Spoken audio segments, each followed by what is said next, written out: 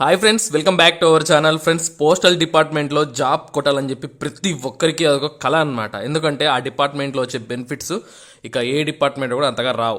So మనం అయితే ఈ పోస్టల్ డిపార్ట్మెంట్లో కేవలం 10వ తరగతి అర్హతతోనే ఎటువంటి రాత పరీక్ష ఏమీ లేకుండా జస్ట్ మీకు వచ్చిన మార్కుల ఆధారంగా 10th వచ్చిన మెరిట్ ఆధారంగా మీకు పర్మనెంట్ జాబ్ వస్తే ఎలా ఉంటుంది. సో అదే అండి జీడిఎస్ జాబ్స్, గ్రామీణ డాక్ సేవకు ఉద్యోగాల నోటిఫికేషన్ అండి.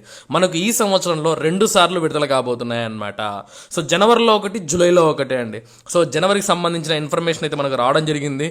సో ఎవరైతే 10th ఒక పోస్టల్ డిపార్ట్మెంట్ జాబ్ కొట్టాలి, అది కూడా పర్మనెంట్ జాబ్, ఎటువంటి రాత పరీక్ష లేకుండా సెట్ అయిపోవాలి అనుకునే వాళ్ళు ఖచ్చితంగా వీడియోని లైక్ చేయండి.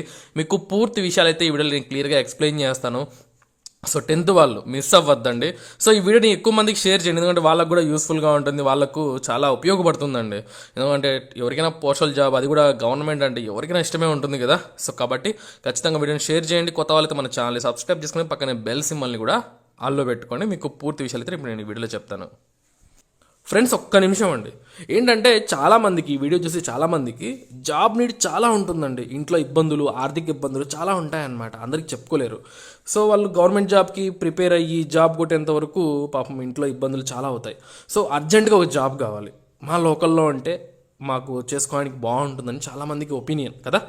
సో మీకోసం MrVijay.in అని ఒక వెబ్సైట్ని పరిచయం చేస్తున్నానండి. ఏంటంటే ఇక్కడ మీరు ఫ్రీగా ₹1 కూడా మీరు ఎవరికి చెల్లించాల్సిన అవసరం లేదు. మీరు ఫ్రీగానే ఇక్కడ రిజిస్ట్రేషన్ అయిపోవాలి. మీ నేమ్ ఇక్కడ కనిపిస్తుంది కదా మీకు, మీ నేమ్, మీ phone number, date of birth, మీ స్టేట్ ఏంటి, సిటీ ఏంటి, అడ్రస్, ఇలాంటి డీటెయిల్స్ అన్నీ కూడా ఇచ్చి మీ క్వాలిఫికేషన్స్ ఏంటి, మీకు ఎలాంటి జాబ్ కావాలి, ఇవన్నీ చేసుకొని ఒక అకౌంట్ క్రియేట్ చేసుకోవాలండి. ఇక్కడ క్రియేట్ అకౌంట్ పైన క్లిక్ చేసి ఇలా చేయడం వల్ల ఏంటి ఉపయోగం అంటే, మీ లోకల్లో జాబ్స్ ఇచ్చే వాళ్ళు ఉంటారు, కంపెనీస్ అంటే ప్రైవేట్ కంపెనీస్, వాళ్ళు మీ డీటెయిల్స్ చూసి మీరు కానీ సూట్ అవుతే మీకు డైరెక్ట్ కాల్ చేసి మిమ్మల్ని కాంటాక్ట్ అవుతారనమాట. సో కాబట్టి ఈజీగా జాబ్ కొట్టే ఒక మంచి అవకాశం ఇది. ఫ్రీనే, ఎక్కడ ఫ్రాడ్ ఏమీ లేదనమాట, నమ్మండి.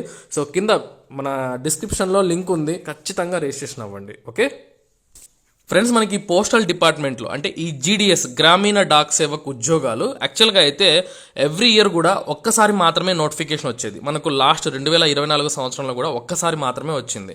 కానీ ఇప్పటి నుంచి అంటే ఈ 2025 సంవత్సరం నుంచి సో ప్రతి సంవత్సరం కూడా 2 సార్లు ఈ నోటిఫికేషన్ని మనం చూడబోతున్నాం అనమాట. అంటే జనవరిలో ఫస్ట్ నోటిఫికేషన్ వస్తుంది, సో జూలైలో సెకండ్ నోటిఫికేషన్ మనకు వస్తుంది అనమాట. అంటే 2 సార్లు మనకు అవకాశం ఉంది. చాలామంది అనుకోవచ్చు 10th ఎక్కువ మెరిట్ ఉంటేనే కానీ రాదు ఈ జాబ్స్ అన్నీ కూడా, సో మాకేం వస్తుంది అని చెప్పేసి అలా ఎప్పుడు అనుకోవద్దు. సో ఎందుకంటే ఆల్రెడీ కరోనా వాళ్ళ బ్యాచ్ మ్యాక్సిమం అయిపోయిందనమాట, ఇంకా మిగతా వాళ్ళకు ఛాన్సెస్ అయితే ఉంటాయి. సో కాబట్టి మీరు 10th అయితే మాత్రం తప్పకుండా వస్తుందో రాదో పక్కన పెట్టండి, ఖచ్చితంగా అప్లికేషన్ పెట్టేయండి. ఆలోచించొద్దండి, మనకు 2 సార్లు అవకాశం వస్తుంది, ఒక్కసారి కాకపోతే ఇంకోసారైనా ఖచ్చితంగా మనకు అవకాశం దొరుకుతుందన్నమాట. సో ట్రై చేయండి, ట్రై చేయడంలో తప్పేం లేదు. సో ఇక ఈ పోస్టల్ జీడిఎస్ గ్రామీణ డాక్ సేవకులో ఎలాంటి ఉద్యోగాలు ఉంటాయి అంటే మనకి ఇక్కడ చూడండి, బ్రాంచ్ పోస్ట్ మాస్టర్ జాబ్ కూడా ఉంటుంది. సో ఈ బ్రాంచ్ పోస్ట్ మాస్టర్ యొక్క పనేంటి అని చెప్పి ఇక్కడ మనకు చాలా క్లియర్గా నోటిఫికేషన్లో ఇవ్వడం జరిగింది అనమాట. అది మీకు చెప్తాను క్లియర్గా. సో ఆ తర్వాత మనకు అసిస్టెంట్ బ్రాంచ్ పోస్ట్ మాస్టర్ ఉద్యోగాలు ఉంటాయి. ఓకేనా, బ్రాంచ్ పోస్ట్ మాస్టర్ అంటే BPM ఉద్యోగాలు, అలాగే అసిస్టెంట్ బ్రాంచ్ పోస్ట్ మాస్టర్ ఉద్యోగాలు, చివరిగా మనకు డాక్ సేవక్ అనే ఉద్యోగాలు అయితే ఉంటాయండి. ఈ మూడింటికి మనం అప్లికేషన్ పెట్టబోతున్నాం. ఎటువంటి రాత పరీక్ష ఏమీ ఉండదు. అయితే ఏం పని ఉంటుంది అనేది మనం ఫస్ట్ ఆఫ్ ఆల్ తెలుసుకుందామండి. సో ఈ యొక్క బ్రాంచ్ పోస్ట్ మాస్టర్ పని ఏంటి అంటే day to day postal operations, అంటే ఆ బ్రాంచ్కి హెడ్ అనమాట. ఓకేనా, సో IPPB అంటే ఇండియన్ పోస్ట్ పేమెంట్స్ బ్యాంక్కి సంబంధించిన విషయాలు, ఇంకా ఆ బ్రాంచ్లో ఏదైతే RDలు, MIS డిపాజిట్లు ఉంటాయి, అలాగే పోస్టులు వస్తాయి కదా, అవి అన్నిటినీ ఇతనే చూసుకోవాల్సి ఉంటుంది అనమాట. మార్కెటింగ్, ప్రమోషన్స్, ప్రొడక్ట్ సర్వీసెస్ ఇవన్నీ కూడా టైం టు టైం అయితే వీళ్ళు చూసుకోవాల్సి ఉంటుంది అనమాట. ఓకేనా, బ్రాంచ్కి సంబంధించి ఇక రెసిడెన్స్ అకామిడేషన్ కూడా అక్కడే ఉండాలి, ఎక్కడైతే జాబ్ వస్తుందో మనకు అక్కడే ఉండాలి, ఏర్పరచుకోవాలి మనము. అసిస్టెంట్ బ్రాంచ్ పోస్ట్ మాస్టర్ వీళ్ళు ఏంటంటే sale of stamps, stationery, conveyance and delivery of mail to door step. అంటే సో మనకు ఈ ఊర్లో ఇన్ని ఉత్తరాలన్నీ వస్తాయన్నమాట. ఓకేనా, ఉత్తరాలు. సో అవి ఇంటింటికి వెళ్ళి ఇచ్చే పని ఎవరిది ఉంటుందంటే అసిస్టెంట్ బ్రాంచ్ పోస్ట్ మాస్టర్ అయితే ఉంటుందన్నమాట. అర్థమైందా? ఆ స్టాంపులు ఉంటాయి కదా, అవి సేల్ చేయడం కానీ స్టేషనరీ కానీ మొత్తం ఇతని అండర్లో అయితే ఉంటుంది. ఇతను ఆ పని అంతా మొత్తం చూసుకోవాల్సి ఉంటుంది. ఓకేనా? అలాగే బ్రాంచ్ పోస్ట్ మాస్టర్కి హెల్ప్ఫుల్గా ఉండాలి. ఇక డాక్ సేవకు ఇతను కూడా సేమ్ అలాగే ఉంటుంది పని అంతా కూడా, అంటే అసిస్టెంట్ బ్రాంచ్ పోస్ట్ మాస్టర్ మారే ఉంటుంది. అయితే ఇక్కడ ఒకే పోస్ట్ ఆఫీస్లో ఇన్ని ఉండవు అన్నమాట పోస్టులు. సో ఆ ఊరి ఎంత జనాభా ఉంది, సో దాని కెపాసిటీ ఎంత, దాన్ని బట్టి అక్కడ బ్రాంచ్ పోస్ట్ మాస్టర్ ఇవ్వాలన్నా, అసిస్టెంట్ బ్రాంచ్ పోస్ట్ మాస్టర్ ఇవ్వాలన్నా, లేకపోతే డాక్ సేవకు ఇవ్వాలన్నా అనేది ఆ యొక్క పోస్ట్ ఆఫీస్ అయితే నిర్ణయం తీసుకుంటుందండి. అర్థమైంది కదా? ఇక మనకు శాలరీస్ ఎంత వస్తాయంటే, బ్రాంచ్ పోస్ట్ మాస్టర్గా మీకు కానీ పోస్టింగ్ వచ్చిందనుకోండి, సో మీకు 12,000 రూపాయలు అనేది ఇక్కడ బేసిక్ స్లాబ్ ఉంటుందన్నమాట. కానీ మీ చేతికి అన్నీ కలుపుకొని ఒక 20,000 రూపాయల దాకా మీరు శాలరీ తీసుకోవచ్చు. ఇక అసిస్టెంట్ బ్రాంచ్ పోస్ట్ మాస్టర్ ఇంకా డాక్ సేవకు వీటికి 10,000 రూపాయలు స్లాబ్ ఉంటుంది. కానీ మీ చేతికి అన్నీ కలుపుకొని ఒక 15 నుంచి 17,000 మధ్యలో మీరు శాలరీ తీసుకోవచ్చు అనమాట. మీ సొంత ఊర్లోనే, బయటికి కూడా వెళ్ళాల్సిన అవసరం లేదు, సాయంత్రం వరకు పని ఉంటుంది, చాలా బాగుంటుంది. అయితే ఇది పర్మనెంట్ జాబ్ అండి. ఇందులో జాయిన్ అయిన తర్వాత మనం ఒక 2 ఏళ్ళు ఈ పోస్ట్లో పని చేసిన తర్వాత పోస్ట్ మ్యాన్కి ఎగ్జామ్ రాసి మనం ప్రమోషన్ తీసుకోవచ్చు అనమాట. సో ఇది ఒక బెనిఫిట్. మామూలుగా పోస్ట్ మ్యాన్ జాబ్స్ ఇప్పుడు పడ్డం లేదు, అన్నీ కూడా ఇంటర్నల్గానే భర్తీ చేస్తున్నారనమాట. ఇది గుర్తుపెట్టుకోండి, ఇది ఎంత ఇంపార్టెంట్ అనేది. ఓకేనా? అలాగే మనము పోస్ట్ మ్యాన్కి రాసుకోవచ్చు, పోస్ట్ అసిస్టెంట్లకు కూడా రాసుకోవచ్చు. అంటే హెడ్ పోస్ట్ క్లర్క్ జాబ్స్ ఉంటాయి కదా, ఇప్పుడు ఎస్ఎస్సి ద్వారా భర్తీ చేస్తున్నారండి. నేను చెప్పే ప్రతి పాయింట్ జాగ్రత్తగా వినండి. ఎస్ఎస్సి ద్వారా పోస్టల్ అసిస్టెంట్ని భర్తీ చేస్తున్నారు. కానీ ఈ అసిస్టెంట్ బ్రాంచ్ పోస్ట్ మాస్టర్, ఈ యొక్క డాక్ సేవకు ఉద్యోగాలకు మనం అప్లై చేసి జాబ్ కొడితే, సో ఎటువంటి రాత పరీక్ష లేకుండా పోస్టల్ డిపార్ట్మెంట్లో అడుగు పెట్టడమే కాకుండా ఒక 2 ఏళ్ళు కళ్ళు మూసుకుంటే మనం పోస్టల్ అసిస్టెంట్గా, అలాగే పోస్ట్ మ్యాన్గా ఇలా ప్రమోషన్స్ పొంది మనం లైఫ్ సెట్ అయిపోతుంది అనమాట. అర్థమైందా? ఇక వీటికి అప్లై చేసుకోవాలి అంటే మినిమం 18 ఏళ్ళు ఉండాలి, మ్యాక్సిమం 40 ఏళ్ళ వరకు కూడా మీరు అప్లికేషన్స్ అయితే పెట్టుకోవచ్చు అండి. ఓకే. ఇక ఏజ్ లిమిట్స్ కూడా ఉన్నాయి, అంటే రిలాక్సేషన్స్ ఉన్నాయి. ఎస్సీ ఎస్టీ వాళ్ళు 5 ఏళ్ళు, ఓబీసీ వాళ్ళు 3 ఏళ్ళు, ఎకనామికల్ వీకర్ సెక్షన్ వాళ్ళకి ఎటువంటి రిలాక్సేషన్ ఉండదు. ఫిజికలీ హ్యాండిక్యాప్డ్స్కి 10 ఏళ్ళు ఉంటుంది. అదే వాళ్ళు ఓబీసీ వాళ్ళు అయితే 13 ఏళ్ళు ఉంటుంది. ఎస్సీ ఎస్టీ వాళ్ళు అయితే 15 ఏళ్ళు రిలాక్సేషన్ ఉంటుందన్నమాట. సో నార్మల్గా ఏజ్ ఎంత అండి? 40 ఏళ్ళ వరకు కూడా మీరు అప్లికేషన్ పెట్టుకోవచ్చు. అదే మీరు సో ఇక్కడ ఒకవేళ ఎస్సీ ఎస్టీ అయ్యారనుకోండి 45 ఏళ్ళు, ఓబీసీ అయితే 43 ఏళ్ళు. సో ఇంతవరకు ఛాన్స్ అయితే ఉందన్నమాట.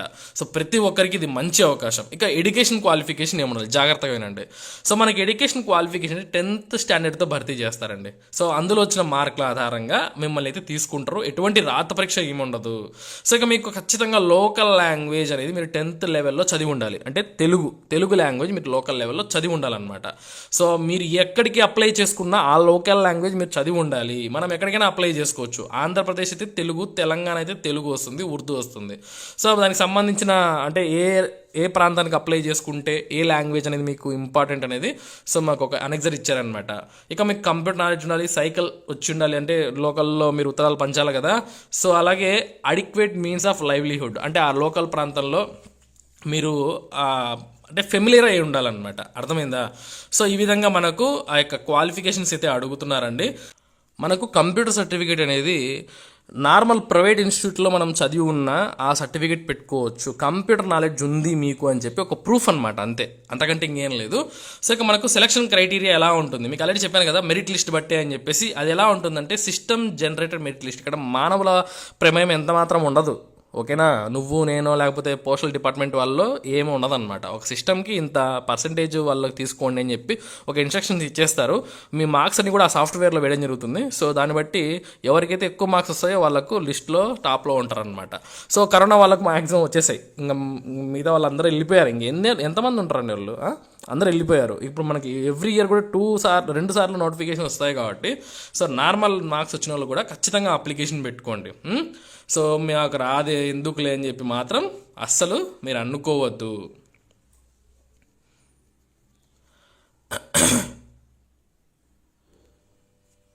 సో వన్స్ మీకు ఆ యొక్క మెరిట్ లిస్ట్ వచ్చిన తర్వాత మీకు ఎస్ఎంఎస్ వస్తుంది, ఈమెయిల్ వస్తుంది, మీరు డాక్యుమెంట్ వెరిఫికేషన్ చేసుకోండి అని చెప్పి. సో దానికి సంబంధించిన అంటే డాక్యుమెంట్ వెరిఫికేషన్ అప్పుడు మనం ఏమేమి తీసుకెళ్ళాలి అంటే mark sheet, identity proof, caste certificate, మీరు ఫిజికలీ హ్యాండిక్యాప్డ్ దానికి సంబంధించిన సర్టిఫికేట్, ఈడబ్ల్యూఎస్ వాళ్ళ కింద పెట్టుకుంటే ఆ సర్టిఫికేటు, ట్రాన్స్జెండర్ కింద పెట్టుకుంటే దానికి సంబంధించిన సర్టిఫికేట్, ఇవన్నీ కూడా మనము తెచ్చుకొని ఉండాలన్నమాట. So date of birth proof 10th సరిపోతుందండి. సో సపరేట్గా ఏమీ అవసరం లేదనమాట. ఇక మెడికల్ సర్టిఫికేట్, సో ఒక గవర్నమెంట్ చే గుర్తింపబడిన డాక్టర్ డాక్టర్ నుంచి మీరు ఆ మెడికల్ సర్టిఫికేట్ మేము ఆరోగ్యంగా బాగున్నాం అని చెప్పి సర్టిఫికేట్ తెచ్చుకోవాలి. తర్వాత సో చూడండి, certificate issued by the competent authority in respect knowledge of tribal local dialects. అంటే అరుణాచల్ ప్రదేశ్ వాళ్ళకి మాత్రమే ఇది మనకు వస్తుంది, మనకు అవసరం లేదనమాట. మీకు ఎలాంటి సర్టిఫికేట్లు కావాలి, డాక్యుమెంట్ వెరిఫికేషన్ అనేది సపరేట్ వీడియో అయితే చేశాను. సో దానికి కింద లింక్ అయితే ఇస్తాను, అది చూడండి ఒకసారి. ఇప్పుడైతే మనకు అవసరం లేదు. సో వన్స్ మీరు సెలెక్ట్ అయిన తర్వాత ఇవన్నీ మీకు ఉపయోగపడతాయండి.